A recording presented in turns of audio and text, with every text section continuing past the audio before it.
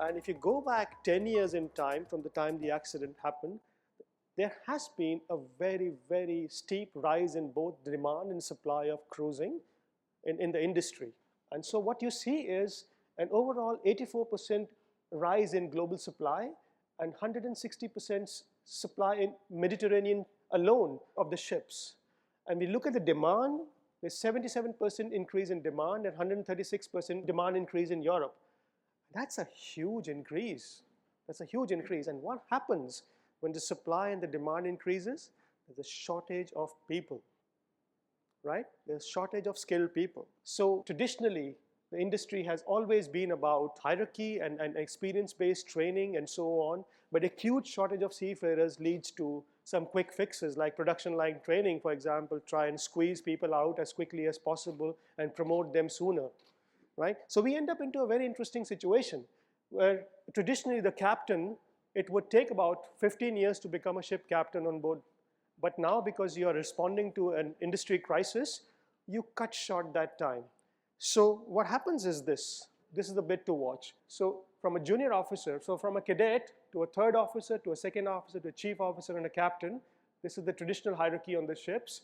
So you start to compress this time. So what you see is that people at this level, at the second officer level, at this level, which we call junior officers, the distance between junior officers, which is second officer, and the captain starts to increase. The rank experience that a captain holds can be 20, 30, 40 years, whereas a junior officer would still be maybe, very, very young and very inexperienced. So we have a very interesting dynamic here, and I see that in many industries now. Now that we started to look at this, it exists in healthcare, it exists in aviation, it exists in many industries, high-risk industries that require skilled people. So that's a very interesting the pattern that emerges from this accident. Traditionally, the industry has always been hierarchical by nature, but what you see is something like this now. So you have a captain who's surrounded by very, very inexperienced people, just coming out from school most of the times, right? And you can imagine now, how the dynamics of the team will fundamentally change from here, which is what we call skill gradient, when the difference of domain-specific knowledge between ranks becomes significantly large. So traditional hierarchy versus a new pattern, which I call expert versus novice. Yeah? This is the new culture that emerges. If you look at some of the accidents, for example, the Ethiopian airline incident, the co-pilot had 200 hours of experience, and that's it. Same with Malaysian Airlines. Same with many other accidents. You literally have a student sitting next to you. But of course, he or she is compliant, has a ticket, right? You imagine a cockpit that is designed based on the assumption that there will be two people with a certain level of competence. And you imagine what happens when one person is basically a student. What happens in a crisis and an emergency? The point I was trying to make was not so much about the gradient that exists, which is between the high-skilled workers and the not-so-high-skilled workers, which we call novices. The point I was trying to make was the tensions that emerge as a result of two different subcultures, whereby one operates as if they know everything and the other one doesn't have a clue of what's going on.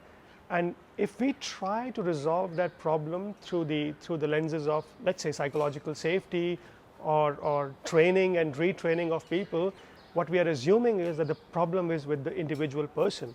But when we situate this as a problem of one or at least two or more subcultures operating in the space, we pay a lot more attention to relationships and how can we improve relationships. And if you look at it, what organizations are all about, it's all about people and relationships.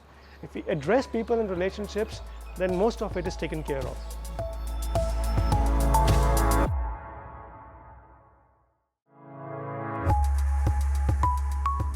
And if you think about it, how many times we come to a conversation to just reinforce what we already know, and towards the end I even showed the picture of 6 and 9. The idea is that what I know is just a 6 until somebody says they see it as a 9. And it doesn't stop there. Somebody else might see it as a symbol of infinity. Somebody else might say it's a hook, and so on.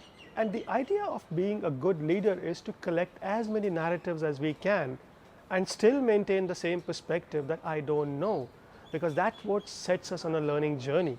That no matter how hard we try and no matter how many perspectives we collect, our understanding of the truth will always remain incomplete, which makes us humble and curious.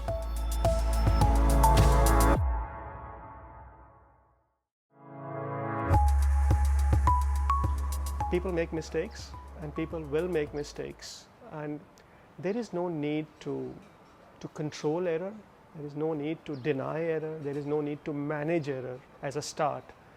The most important thing is to embrace error and sit with that person who made a mistake and have a coffee with them and just listen to them. 15 seconds, that's it.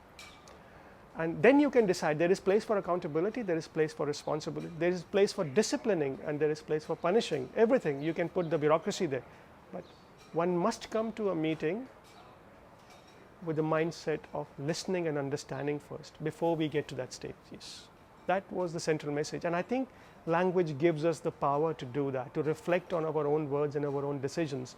And my point today was for leaders to reflect on their language and see how much of their language is about listening and understanding the other person before they decide to do whatever they want. Listen for 20 seconds and that's it. There is place for accountability and responsibility and disciplining people, but if your default is to just exercise control, which then widens the gap between what you think you are doing and what people are actually doing. It only widens that gap. And then somebody like Greg Smith, the Australian lawyer, comes and tells you that the law does not care about documented processes. What the law cares about is how 5 or more people actually do the work. That's your process. So it's for you to decide whether you want to drift away more from processes or you actually want to listen to the tacit knowledge, to the implicit knowledge, to the unconscious of the person and try and understand where those differences are. But you cannot come to a conversation just by wanting to understand work or safety. You have to understand people.